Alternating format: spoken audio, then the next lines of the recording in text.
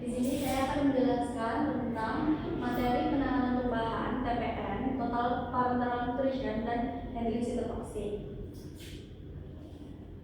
Yang pertama itu kita membahas tentang penanganan tumpahan. Nah, di sini tuh penanganan tumpahan adalah suatu proses dispensi sediaan steril yang merupakan salah satu resiko yang dapat terjadi di fasilitas kesehatan, yaitu terutama di ruangan aseptik, terus peracikan sediaan injeksi dan infus. Tumpahan ini dapat melibatkan cairan obat, alat steril, dan komponen yang lainnya.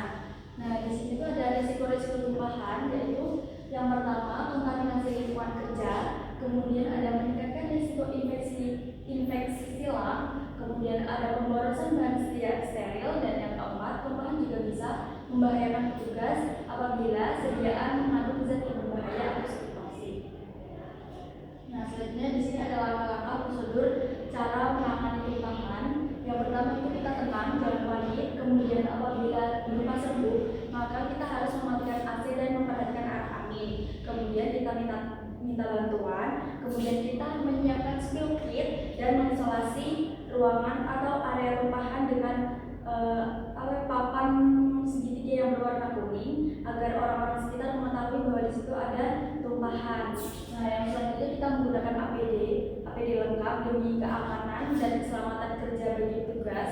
Kemudian yang selanjutnya itu kita membersihkan fragmen pecahan kaca atau gelas di wadah yang sesuai, dan kemudian diserap tumpahan dari arah luar ke arah dalam, dibersihkan dengan menggunakan larutan jellificator dan dikeringkan.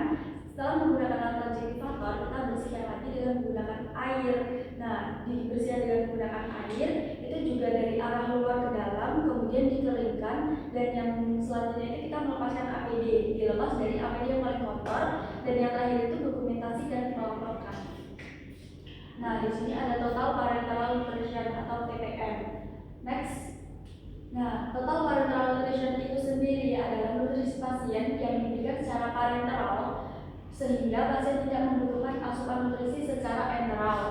Nah, di sini ada komponen-komponen yang dicampur dalam TPN, yaitu ada asam amino, glukosa, lipid, vitamin, dan elektrolit. Nah, suplemen parenteral nutrition atau SPN itu adalah tambahan nutrisi yang diberikan secara parenteral untuk memenuhi kekurangan asupan nutrisi secara enteral. Nah, di sini kita akan membahas contoh perhitungannya. Yang pertama itu ada soal pertama yaitu hitung jumlah protein 0,6 gram dalam 6%, hitung jumlah glukosa 15 gram dalam 40%, dan yang C itu hitung jumlah lipid 12 gram dalam 35%. Nah, ini ada pembahasannya. Yang pertama itu protein, glukosa, dan lipid. Untuk protein itu yang pertama kan tadi dalam 6%, jadi 6 per 100. 6% itu 6 gram per 100 mili sama dengan 0,6 gram. Itu yang kita cari dalam berapa milinya diibaratkan dengan X. Kemudian di bawahnya X sama dengan dibalik karena kita balik ruas, yaitu 100 mili dibagi 6 gram dikali 0,6 gram sama dengan 10 mili. Jadi yang kita butuhkan untuk melakukan 0,6 gram protein itu 10 mili. Ini yang lain juga sama ya. Yang selanjutnya next itu di sini kita menghitung waktu habis tetes infus. Nah, soalnya itu berapa jumlah habis infus apabila diketahui volumenya 520 mili. FT itu faktor tetes 20 itu bayi ya. Untuk bayi 20, untuk orang dewasa untuk orang dewasa 20, dan untuk bayi 60. Nah, TPM-nya 100. Jadi rumusnya TPM sama dengan volume cairan dikali faktor tetes dibagi waktu. Diketahui volume cairannya 520 dikali 20 dibagi waktu yang kita cari, dimasukkan TPM-nya yaitu 100 sama dengan 520 dikali 20 dibagi waktu, kita balik ruasnya lagi, jadi 520 dikali 20 dibagi 100 TPM jadinya 104. Nah, 104, jadi kesimpulannya itu waktu habis infus untuk orang dewasa itu 1 jam lebih 44 menit. Nah, yang selanjutnya itu kita akan membahas handling sito. Handling sito sendiri itu sediaan sitostat yang aman perlu dilakukan secara disiplin dan hati-hati untuk mencegah risiko yang tidak diinginkan, karena ada beberapa faktor atau ada beberapa sebagian besar sitotoksik yang bersifat, jadi ada 3 sifat sitotoksik. Yang pertama yaitu ada karsinogenik, mutagenik, dan teratogenik. Untuk karsinogenik itu menyebabkan kanker, kemudian untuk yang mutagenik itu menyebabkan mutasi genetik, dan yang teratogenik itu membahayakan janin. Next, nah di sini kita juga membahas contoh filmnya, yaitu yang pertama. Next, soal yang pertama itu pasien wanita dengan berat badan 55 kg dan TB 160 cm terapi paclitaxel dengan dosis 175 mg per meter kubik per meter persegi sekali per siklus dihitung. A. Hitung luas permukaan tubuh. B. Hitung dosis total. C.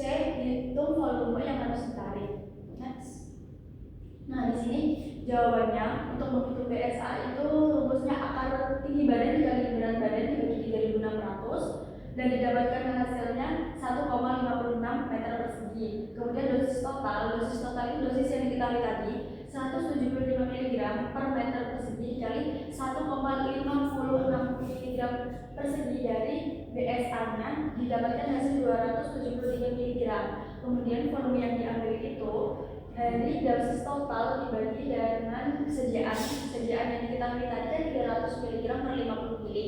Jadi 273 mg dibagi 300 gram dikali 50 ml hasilnya 45,5 ml. Next. Nah, yang di sini ada soal yang kedua, ini juga serupa sama soal yang pertama, tapi di sini kita menggunakan sediaan karboplatin dengan dosis 400 mg per meter persegi dan sediaan kali yang diketahui itu 400 mg per 45 ml. Next. Nah, ini juga perhitungannya sama dengan yang tadi. Untuk BSA-nya kita dapatkan 1,65 meter persegi, dosis totalnya 660 dari dosis yang diketahui dikali dengan BSA-nya. Kemudian 660 itu untuk menghitung volume yang diambil, jadi 660 dibagi 40 dikali 45 dapatkan hasilnya 74,25 ml. Nah, sekian dari saya. Apabila ada salah kata mohon maaf. Wassalamualaikum warahmatullahi wabarakatuh.